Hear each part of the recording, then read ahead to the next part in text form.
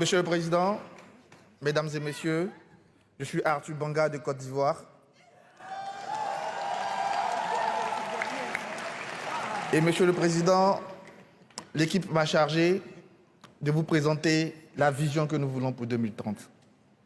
Quelle relation entre l'Afrique et la France à 2030? Monsieur le Président, un futur souhaitable est possible.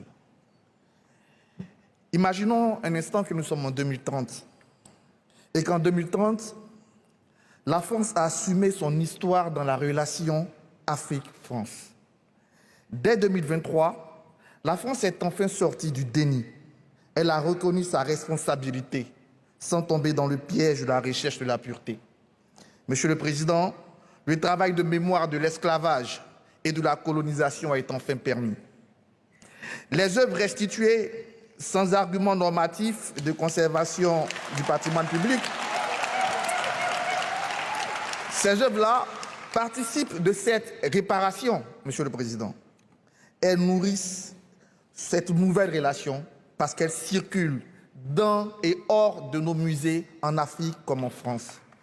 Monsieur le Président, cette reconnaissance permet ainsi de créer une collaboration plus apaisée, constructive entre nos peuples, mais plus important, entre nos jeunesses. Monsieur le Président, à la fin de la décennie, la relation Afrique-France est équilibrée. Elle est équilibrée car les imaginaires ont évolué, entraînant de vrais changements relationnels. Ils ont d'abord évolué avec le vocabulaire. L'attention toute particulière portée par la France aux éléments de langage et à la posture pour sortir du rabaissement, conscient ou inconscient, ont permis en 10 ans de changer les choses, les mots et les actes de la relation. Monsieur le Président, on ne parlera plus d'aide ou de développement, mais de partenariat et de co-construction.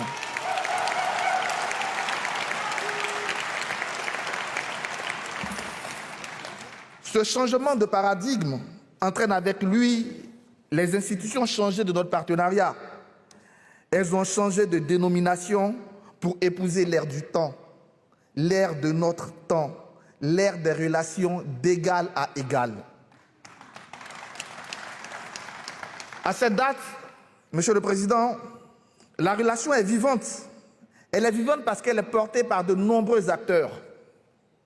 Bien sûr que la France a encore son réseau de femmes et d'hommes qui assurent les relations diplomatiques avec des représentants officiels des nations et surtout des institutions panafricaines.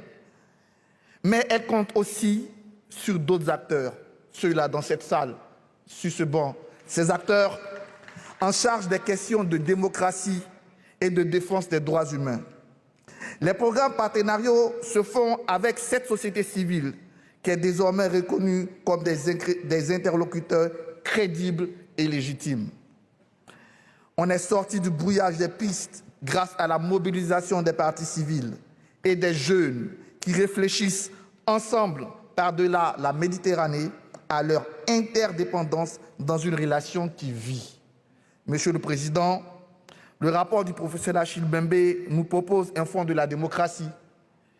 Il serait peut-être intéressant où nous devons même orienter ce fonds vers la société civile qui doit être reconnue officiellement et avoir une place de choix dans la direction de ce fonds pour la démocratie.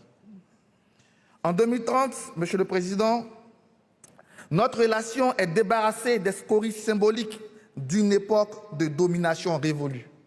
Monsieur le Président, le franc CFA et ses réserves associées sont un lointain souvenir, puisque l'Afrique a désormais sa propre monnaie, une monnaie qu'elle gère en totale liberté. Monsieur le Président, les bases militaires françaises sur le continent sont fermées et elles auront laissé la place à des armées autonomes. Monsieur le Président, les interventions militaires décidées au gré des humeurs françaises pour soutenir des régimes amis font désormais place à des mécanismes de sécurité collective de l'Afrique. En 2030, dans l'ère du numérique, L'open data imposé à tous les acteurs de la relation permettra un véritable fair process pour une totale transparence sur les flux humains, financiers et de ressources. Couplée à une communication sur le territoire français, cette approche permettra de réconcilier le peuple français avec l'Afrique. Monsieur le Président, les diasporas que vous appelez affectueusement cette part africaine de la France, représentée ici par Mme Moreno, par Lova, par Sandrine, ces diasporas-là auront la capacité de diffuser cette approche sur un territoire maillé de maisons du génie africain que nous propose Achille. Monsieur le Président, cette dynamique, j'en suis sûr, et nous en sommes sûrs, induira des succès. Mais il y aura des échecs, Monsieur le Président. Il y en aura. Sauf que ces échecs, sur ces échecs, la posture de la France aura changé. Ils seront reconnus comme tels. Et mieux, ils nous permettront donc, ils favoriseront l'émergence de nouveaux projets sans suspicion pour corriger ces erreurs, ces fautes que nous pouvons commettre dans notre évolution. Monsieur le Président, ces projets seront plus beaux parce qu'ils seront le plus souvent pensés avec les Africains, avec la diaspora, et ça sera la meilleure façon, Monsieur le Président, d'atteindre la cible, parce que cette cible sera écoutée dans la mise en place de ces projets.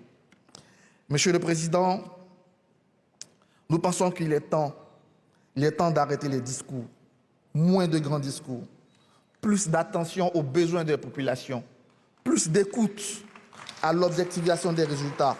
Et cela va entraîner une co-responsabilité plus forte entre partenaires, je dis bien partenaires, français et africains.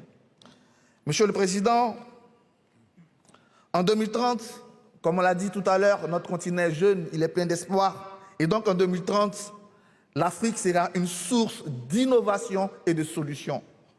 Solutions fondées sur la nature, pour elle-même l'Afrique, mais aussi et surtout dans ces moments que nous vivons, ce sont des solutions pour la France et pour tout le reste de l'humanité. Les compétences endogènes de l'Afrique sont remises au cœur des savoirs communs grâce à une circulation plus accrue des étudiants de part et d'autre de nos territoires.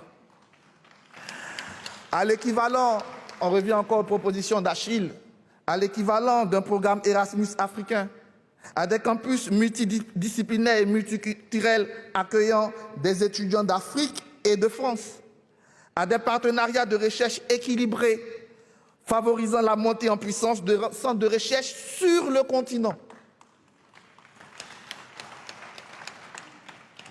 Monsieur le Président, par ces solutions, l'Afrique doit inspirer la France. Parce qu'aujourd'hui, le continent africain a des pratiques numériques avancées qui pourraient inspirer vos pays. Monsieur le Président, c'est une question de regard.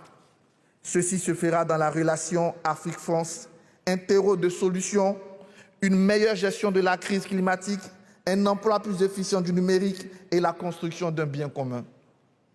2030, c'est de la prospective à court terme. Le chemin est semé d'embûches, mais c'est pour cela que nous allons le parcourir ensemble à partir d'aujourd'hui. Cette lecture prospective que l'équipe vous propose, mêlée aux propositions d'Achille, Monsieur le Président, doivent constituer, et nous le revendiquons, doivent constituer la feuille de route pour ces 10 prochaines années dans les relations entre la France, entre l'Afrique et la France. Monsieur le Président, après votre écoute, je vous invite au dialogue pour construire ensemble 2030, car c'est ensemble que nous devons créer les conditions d'un nouveau départ et engager une nouvelle relation entre l'Afrique et la France. Monsieur le Président, cessons les palabres, cessons les leçons de philosophie, soyons concrets, prenons dès à présent des mesures qui marquent le tournant de cette relation Afrique-France. Et pour cela, je vous invite à dialoguer avec ces 11 jeunes, en commençant par ma voisine du Nord, Elda, qui représente le Burkina. Merci.